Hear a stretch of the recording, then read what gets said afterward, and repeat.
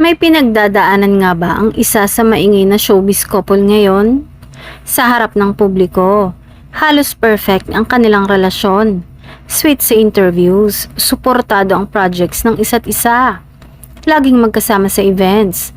Pero ayon sa isang source na malapit sa dalawa, may malamig na umanong namamagitan sa kanila. May hindi sila pagkakaunawaan, tahimik lang, ayon sa isang insider. Busy schedules lang ba o may mas mabigat na dahilan? Pareho kasing sunod-sunod ang proyekto ng dalawa. Isa ay may bagong serye, habang ang isa naman ay abala sa pelikula at endorsements. Posible kayang napabayaan ng isa't isa? May ilan ding nagsasabing may selosan factor umano. Pero ayon sa source, wala raw third party. Sa ngayon, ang mas nakakakaba, may nagsasabing matagal na raw itong issue pero pilit lamang tinatago para hindi maapektuhan ang kanilang image.